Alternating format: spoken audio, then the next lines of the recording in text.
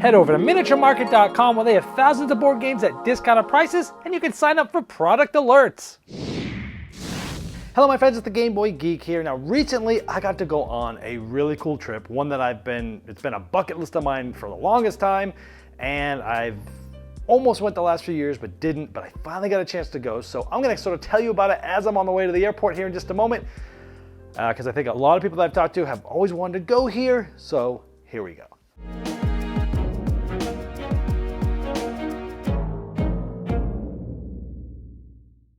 All right, today is an exciting day. I'm gonna be doing something I've been wanting to do for so long. So many of you know that there's a popular game out there called Ticket to Ride. It is designed by Alan R. Moon, published by Days of Wonder. It's one of my favorite games. It's in my top 10 of all time. I think it is the best, most influential game that has come out easily over the last 20 years. And it's still great. It's great to play with, just the mass public, but it's also really good to play with gamer enthusiasts as well, because you can play it as light or as deep as you want. Now, the designer of Ticket to Ride, Alan R. Moon, once a year holds, I guess he's been doing this for I think over 30 years, holds like a mini convention called the Gathering of Friends, and it is an invite-only event. I think normally you have to get nominated by 3 different people who are already in, and then you go through a selection process. It's a whole big ordeal. Luckily, I had the privilege of meeting Alan R. Moon at Gen Con back in 2019. I had a meeting with Days of Wonder, the publisher of Ticket to Ride, and Alan happened to have been with them. So I got a chance to meet him, got my picture with him in front of the Ticket to Ride, big stand, and I just asked him, I said, hey, I've always wanted to come to the Gathering of Friends. Is there any chance, how do I get in? He said, here's my email, send me an email after the convention and I'll get you in. And I was like, wow, that's great. So I did, I emailed him, and sure enough, he's like, yep, you're in. Well, that was in 2019. So the next one was gonna be in 2020. We all know what happened in 2020. I was booked to go, and of course with COVID, it got canceled.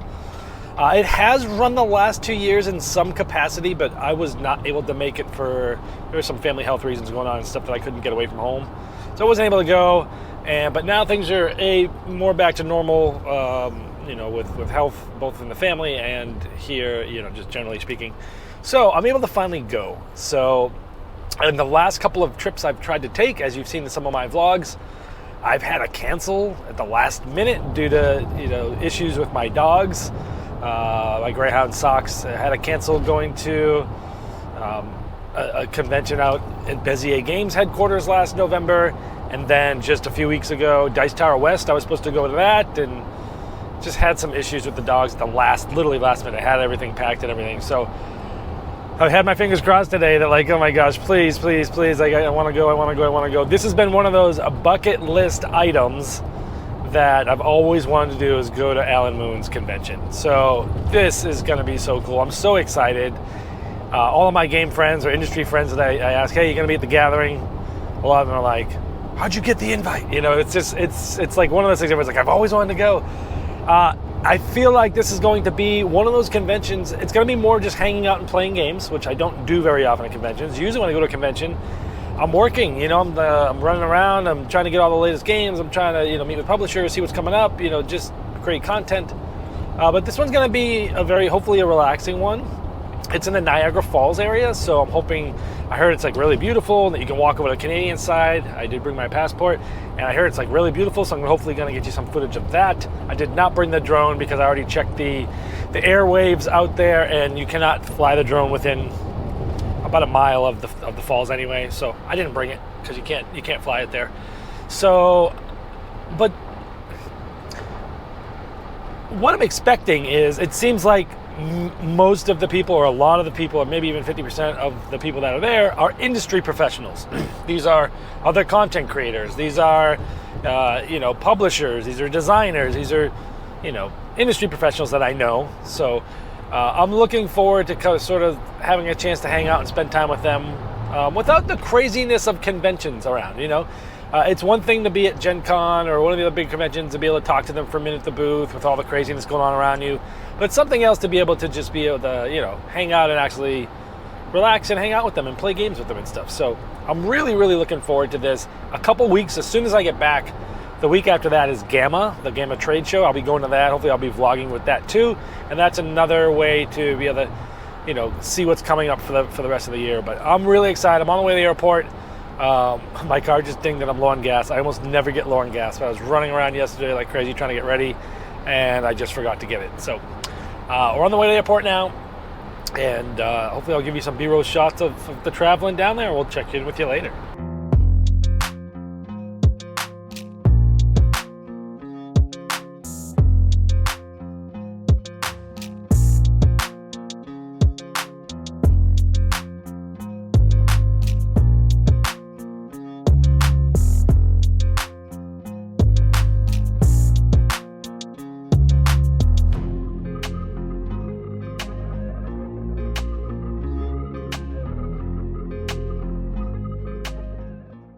Now, as soon as I got to the hotel, it was still nice out, like 6-ish o'clock, so I walked down to the falls, and at first you see all these crazy rapids coming flying down. I'm like, okay, these things are moving pretty fast, but where's the falls? And you get closer and closer, and there's little falls to sort of tease you, but then as you get closer and closer on the United States side, you start hearing the water going crazy. The temperature drops like 20 degrees, and then boom, oh my goodness. I was not ready for what I was about to see, feel, and hear. The thunderous noises of this water, the amount of energy it was pushing out. I was that close to the water, like your legs were literally trembling from the energy of that water going by. I did not know it was gonna be that cool. Here's a little bit of slow-mo of the water going down there. Again, it blew my mind. It kind of felt like when I see the Grand Canyon where like your eyes don't think it's real because it's so big, and I know that these pictures and videos don't do it justice. I was pleasantly surprised that it was much cooler in person than I ever thought it was. It doesn't do it justice, these videos. Here I am in the American side, right in front of all the big falls there. And then you can walk over almost to where the Canadian side is and see the horseshoe side of the falls. It's the larger side of the falls. And you can also get somewhat close to the edge, but not quite as close as that other falls where it's like literally right next to you.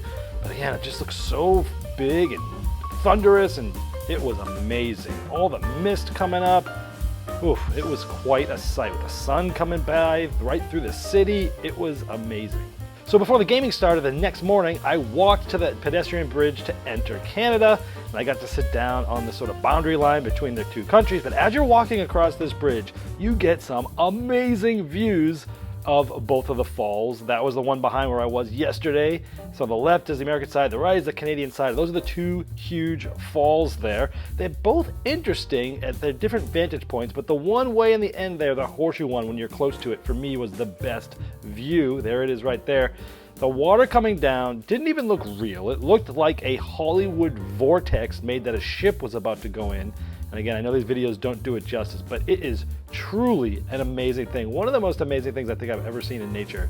Now you could get kind of close to that horseshoe side too, looking right over the edge. The water was coming so fast through the rapids there, just going straight down. It was kind of scary being that close to that huge drop, quite honestly. Now, chocolate is my kryptonite. I found the Hershey store on the Canadian side, got some fun pictures with the big Hershey kisses, and I found the chocolate that I want for Christmas. It was humongous. Love it. Then started walking towards the gathering of friends and saw this really nice little artistic wall here.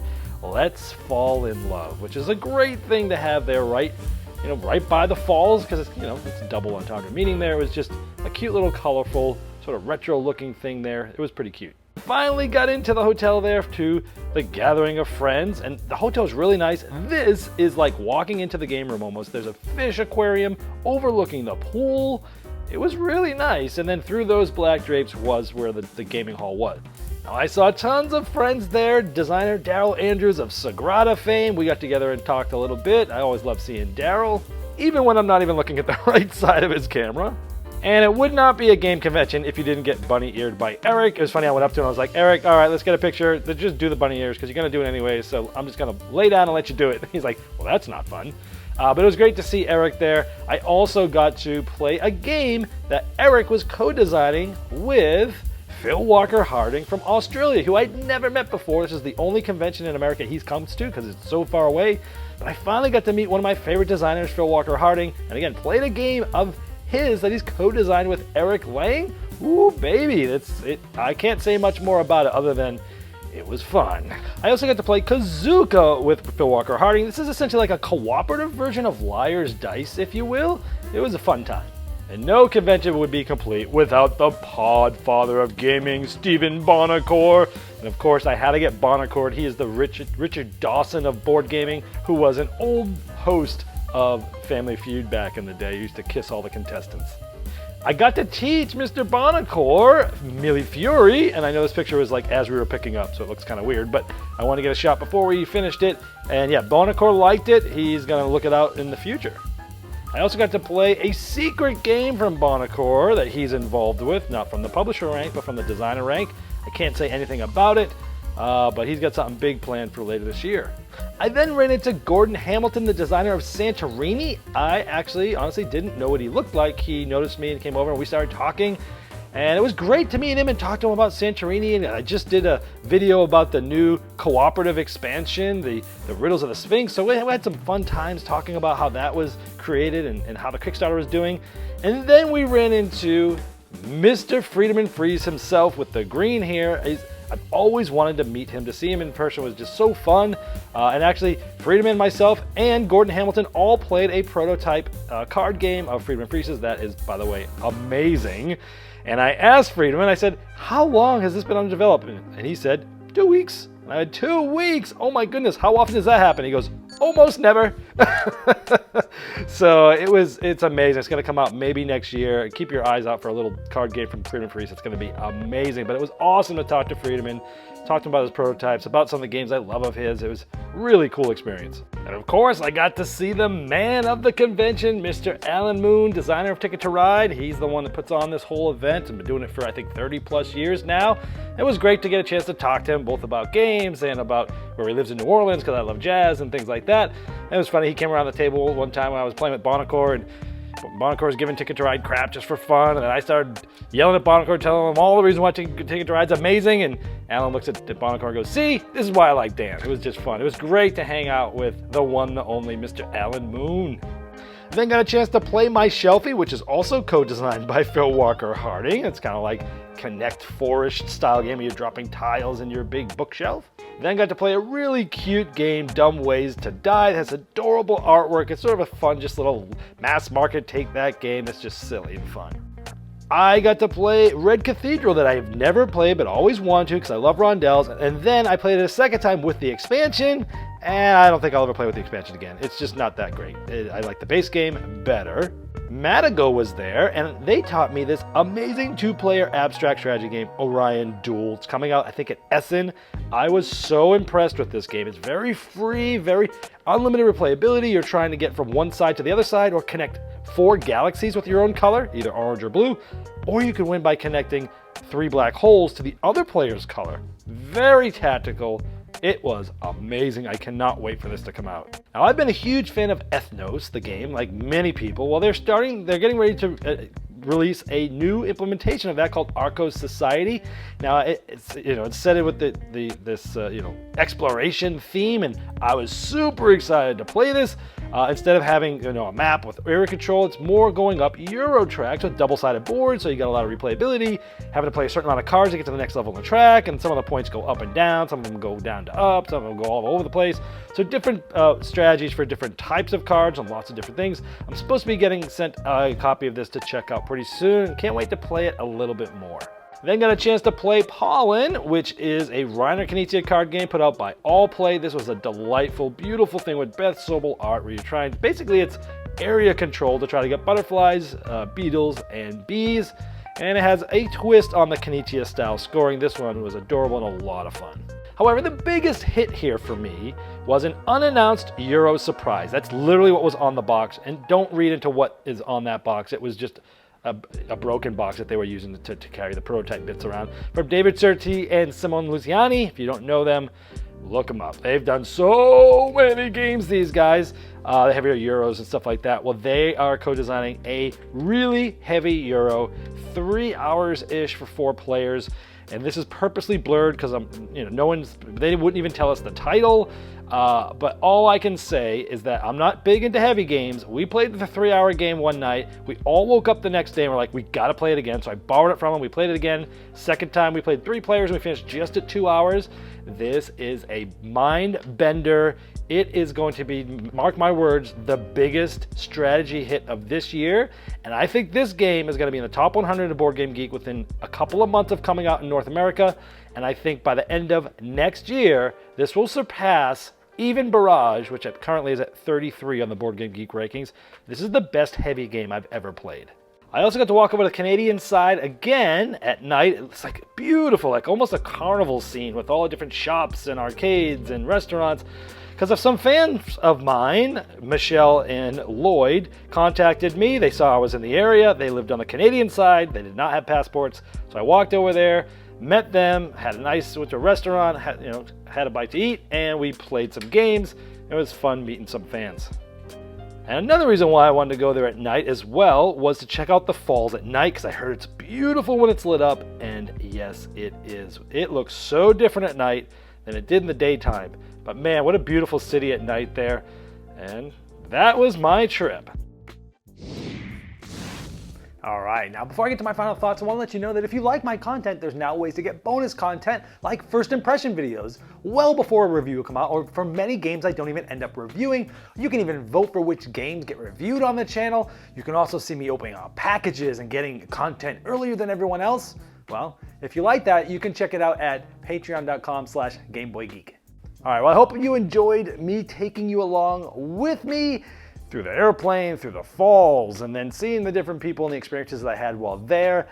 I went into this thinking, well, I'll go once and it will be a bucket list and I'll check it off and it'll be great. And now I'm like, I don't know how I could not ever go back again. I want to go every year now for the rest of my life because it was the coolest thing ever.